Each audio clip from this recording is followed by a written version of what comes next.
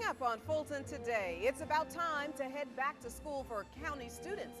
We'll have details on a few events to help students and families make the transition. And jobs, and more jobs. We'll have details on a series of employment fairs for the newest big box store coming to the county. Fulton Today is next. From the Government Center in downtown Atlanta, you're watching Fulton Today with Shania Chavis. Welcome to Fulton Today, everybody. I'm Shania Chavis. The Fulton County Office of Workforce Development has started on-site recruitment for Walmart jobs. Now, at least 250 retail employees will be hired for the big box store in Southwest Fulton. FGTV's Annalise Baker has our story. Shania, though the jobs will be at the Walmart on Cascade Road, the series of job fairs will be held right here at the Workforce Development Center office in the Adamsville Regional Healthcare Center. When residents who are looking for work visit the Adamsville Regional Health Center, they can expect help from the Office of Workforce Development and Walmart associates to help them land the job. We are here to help the community. If you are in need of just any kind of job search type of practices, if you're not sure of how to complete an application online, we're here to help. With a variety of positions that need to be filled, from cashiers to managers, part-time to full-time, job seekers can complete the application process at the Workforce Development Center. New applicants can apply for any position because there is always room for growth. So you never know. You may start out as a cart pusher, and then before you know it, you may be the store manager. So never underestimate small beginnings. I think it's a great opportunity for someone maybe who needs a first job, or someone who's been out of work for a while and wants to get back into it for a little bit. I think it's a great starting point for anyone who's interested in working hard, working as a team, and then progressing to wherever you would like to go. Future Walmart employees must complete a background check, drug screening, and complete customer service training before they are hired. We encourage people to actually apply online if they have access to a computer, to go to www.walmartstores.com and complete an application online. If they don't have access to a computer, they can feel free to come here to the Adamsville Regional Health Center on the second floor, where Walmart has set up a hiring site, and they can fill out an application online. And then we will call applicants after they completed the application process. We'll call them in for interviews. The Walmart job fairs will take place Monday through Friday until September 16th. Remember, residents can fill out the Walmart career application online or at the Adamsville Regional Health Center by logging on to www.walmartstores.com. The new Walmart is expected to open in September. The store will be located at 1105 Research Center Drive off of Cascade Road in Atlanta. Reporting from Southwest Atlanta, I'm Annalise Baker for FGTV. Thank you very much, Annalise. Fulton County's juvenile court takes steps to help students have a successful new school year. Now, the county is rallying parents, kids, and officials with hopes that students can stay in school and out of the courtroom. Tanya Leon Thomas, she is the juvenile court education advocate. She's here now with details on the rally and the resources. Ma'am, welcome to Fulton Today. Hi, Shania. Thanks for having me. All right, so first things first, why did you all decide to have this kind of a rally? Our education advocacy program, in conjunction with CASA, we've been looking at student performance of court-involved youth for several years now. And what we've noticed is that quite often parents are not taking the type of active role that it takes to help young people to do well at school. And so in response to that, our goal is to start off this year. We want to kick off this year meeting with parents and helping parents to understand what their role can be, and also to coach them and to teach them through the process of actually contacting teachers and working with administrators to improve their child's behavior and also to improve their child's academic performance. And let everybody know what kinds of services and resources will be available at the event. At the fair, what we plan to do is to discuss with parents the process for getting services started at school for their child, for communicating with teachers, also for monitoring their child's progress. One of the things that we've found over the last couple of years is that a number of court-involved youth do not have internet access in their home. And so at the fair, we plan to have some very low-cost internet access services available that they can access. In addition to that, we also plan to have the Atlanta Public Library present, where they can learn how to access their child's progress via internet for free.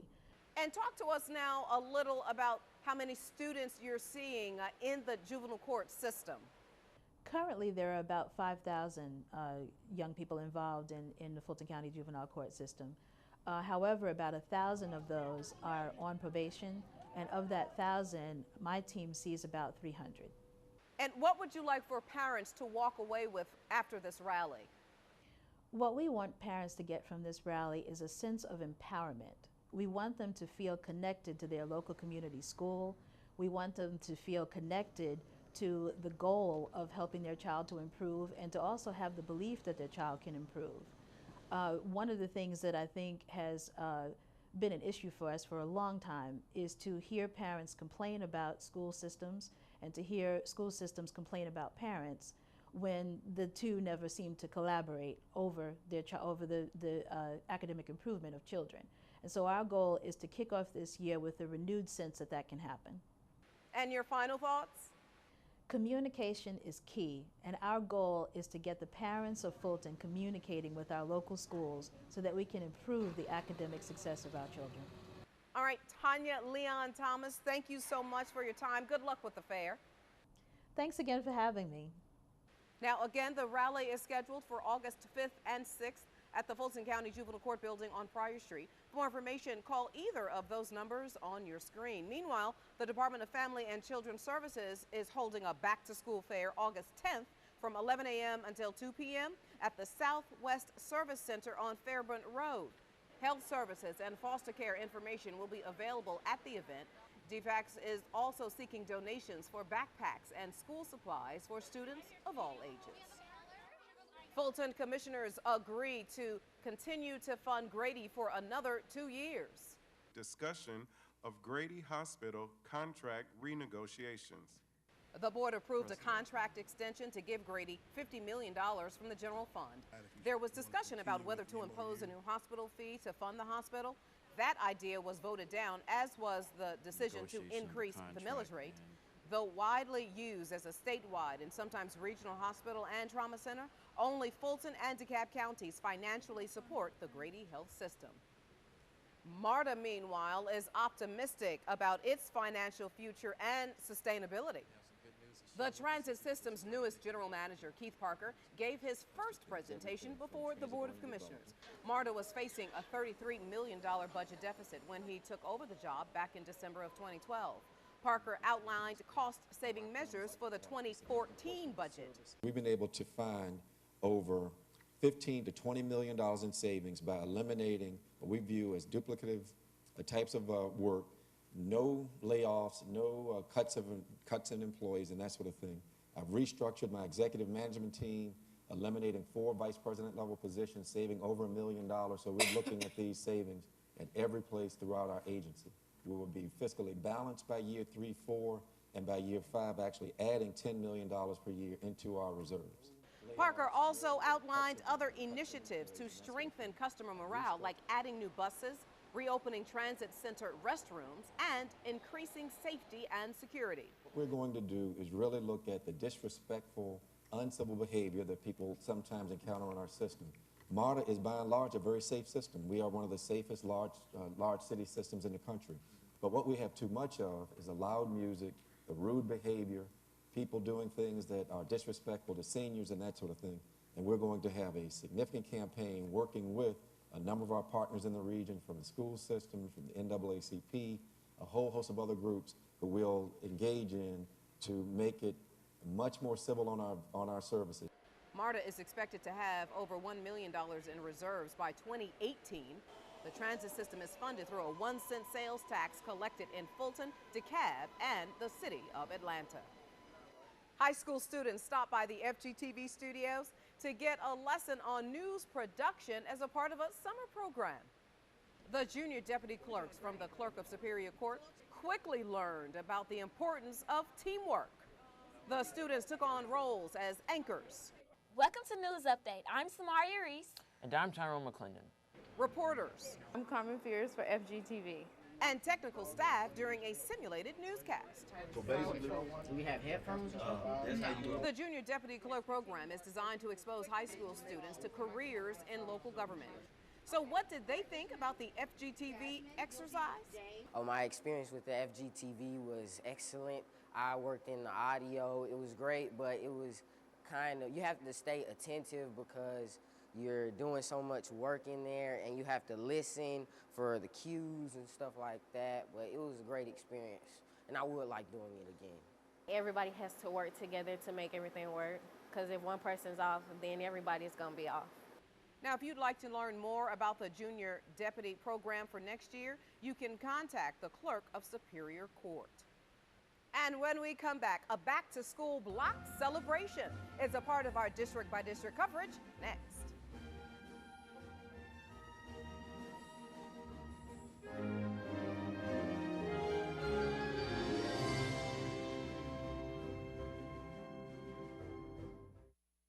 You're watching Fulton Today. Fulton County congratulates the National Black Arts Festival for its 25 years of service, and South Fulton residents mark their calendars for another quarterly listening session. Here's this week's district-by-district coverage. We begin with the District 1 Commissioner joining the festivities for the National Black Arts Festival's 25th year celebration. Chairman John Eves attended the opening reception for the annual event held in Atlanta and Fulton County. The celebration included displays of photos of the organization's events that were captured over the years by photographer Susan Ross. It's been my privilege, as I've worked with NBAF, to capture things from the very first parade down Peachtree Street all the way through to Funk Jazz Cafe last weekend at the Tabernacle. I think that NBAF, as we call it, has added to the wonderful diversity of our community, of our cities, and of our county in terms of the tapestry of offerings that are available to our residents, whether we're African American, Latino, white, or Native American. NBAF was founded in 1987 by the Fulton County Arts Council. According to its website, the festival has become the largest celebration of art and artists of African descent worldwide. In District 5, Vice Chair Emma Idernell and members of the community meet with architects for an update on the Northwest Atlanta Regional Library building project. Those in attendance had an opportunity to take a look at the design of the new branch. We are deeply appreciative that the community has come out once again to share their interests, to share their needs. And it is very, very clear from what we've seen tonight that the architects have listened, they have heard, and we are looking forward to an exciting, useful building that will serve all the people of District 5. Residents believe that the library will serve as an asset to the community. They completed surveys to give designers an idea of what they would like to see included. I'm really impressed with the site design, the size of the building, as well as the other amenities that they put on it. It's really great to not just have the resources inside the library, but have the building and the area around it also be an asset for our neighborhood. The 25,000 square foot structure will have meeting rooms and a space for toddlers. It is expected to be completed in the summer of 2014. The Northwest Regional Library is a part of the Phase 1 Library Building Program. For more information, log on to www.afpls.org. In District 6, Commissioner Joan Garner joins Atlanta City Councilman Kwanzaa Hall for the annual Year of the Boulevard Back to School celebration. The event helps families in the Old Fourth Ward area prepare for the school year. We provide a lot of resources for families. I'm a parent mentor, and parent mentors are parents who have children with special needs, working with other parents who have children with special needs. My 22-year-old daughter, who graduated from Atlanta Public Schools, has special needs. She has specific learning disability, and so I educate parents on how to access resources in the school and in the community. Several Fulton County departments like the Office of Emergency and Transitional Housing and the Office of Aging were on site to serve the community. We help prevent evictions. You know, if people need assistance with keeping their housings, we assist with the financially with the housing piece, to, you know, to give them the money to stay in their units. This year, more than 70 companies supported the effort, including the Children's Museum of Atlanta, Grady Healthcare System, and the Museum of Design, Atlanta.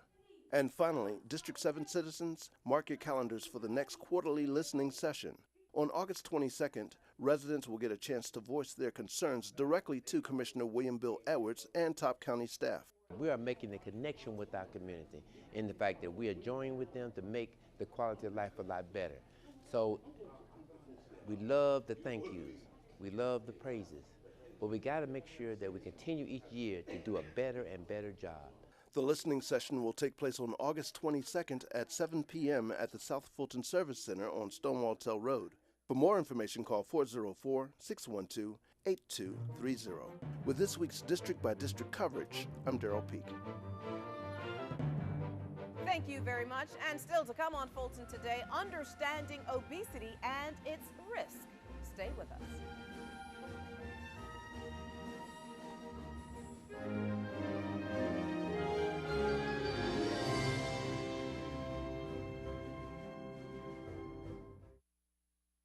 You're watching Fulton Today. Portions of the following segment are part of the Fulton County Common Ground Initiative. Common Ground, the county's comprehensive solution to the problem of health disparities in the community. Tackling childhood obesity and training public health students all at the same time, that is the focus of this week's Common Ground Report. FGTV's Lynn Vaughn has the story now on this 2-for-1 program. These metro area high school students are in a summer program to enrich their minds and bodies. And these Health Promotion Division interns are learning as they teach the benefits of healthy eating and exercise. Does anybody have an idea what healthy weight means? With Georgia ranking second in the nation in childhood obesity, it's imperative that young people learn what to eat and how to prepare it. The goal of the program is to help expose young people to healthier nutritional habits and to show them that there are wonderful ways to make food taste good and to enjoy making it and to take ownership of their own health. The Emory University students are working on graduate degrees in public health. Part of their presentation included this video warning. Children who are obese are at greater risk for diabetes, later hypertension and heart disease. Not one of these youngsters could be called obese, but all said they could take the lessons learned here to heart. Well, I've learned that people can be 300 pounds but still be in shape, and it doesn't really matter like how thick you are. It depends on like your age, height, and other factors. Most said they could make changes, like cutting down on playing video games. I play a few hours on the weekends, like maybe 3 to 5 during the whole weekend. I could change that down to maybe 2 and go outside more. I play baseball for my team, for my school, but so I could try and do more physical activities. The reward for listening attentively? A delicious vegetable fruit smoothie. The teens learned how to make the beverage, receive the recipe, and a challenge to make it to suit their own tastes. I'm Lynn Vaughn, FGTV. All right, thank you very much, Lynn. Now, the Health Promotion Division of Health Services can be reached at 404-613-1243 and found online at fultoncountygahealth.org. In addition to the coalition Lynn mentioned, there are groups that focus on diabetes and asthma reduction and heart health. Meanwhile, the county's health promotion team has pulled together a dynamic interfaith coalition to work on the common goal of health, especially children's health. This is the Buhai Unity Center's community garden in Northwest Fulton. A grant from Fulton County Health Services makes it possible, and partners say it has brought this neighborhood together. The facility itself, the Outdoor Activity Center, has received funding and support from Fulton County for many years. And so the facility and the institution wouldn't be here had we not had that investment by Fulton County to see that the facility was preserved. And so we thank them very much for that. The Interfaith Coalition is just a year old and already bringing about change. This is as a result of us coming together to discuss the goals and objectives and where we are heading as a unified interfaith community coming together to improve health outcomes in the community.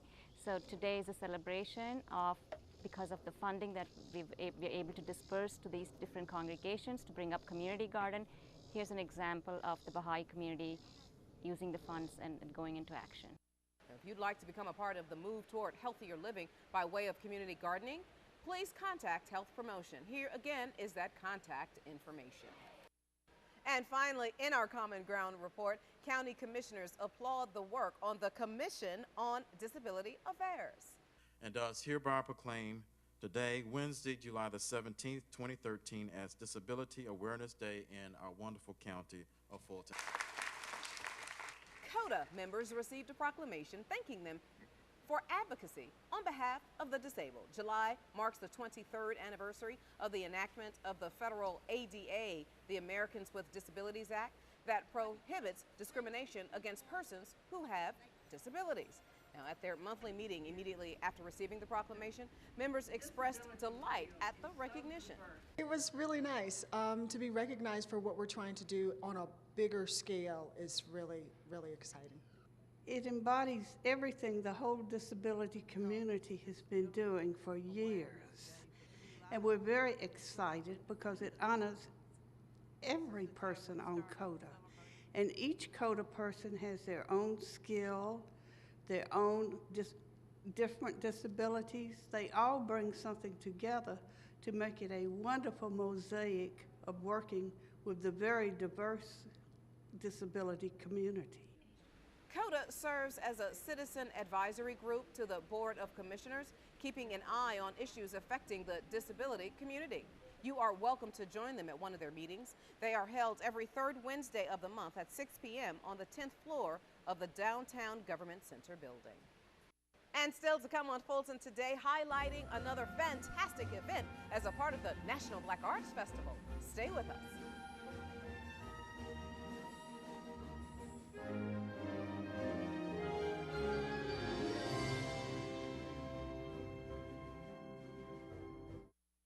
You're watching Fulton Today. Well, check this out. The next big superhero could be from right here in Fulton County. New comic books were drafted at the Roswell Branch Library during the Galaxy Man comic book drawing class. Comic book lovers drew images of heroes and villains to go into their first comic book editions. And even though the kids were inventing their own superheroes, they still love the old ones. Iron Man, just because I like it because he's a regular guy, but he's also super smart and sometimes says the dumbest things and has a big ego. So that's always funny. The kids also learned that creating a superhero is not an easy task and requires a lot of dedication. It takes focus, it takes a lot of time and talent, but it also takes friends, and it doesn't hurt to know the right people. Comic book writers can meet the right people when they check out books about drawing comics at the library and if they attend Dragon Con on Labor Day weekend. The National Black Arts Festival takes it to the big screen. For 3 days, the Pan-African Film Festival was featured at the Southwest Arts Center. The celebration explored the African diaspora through movies and documentaries.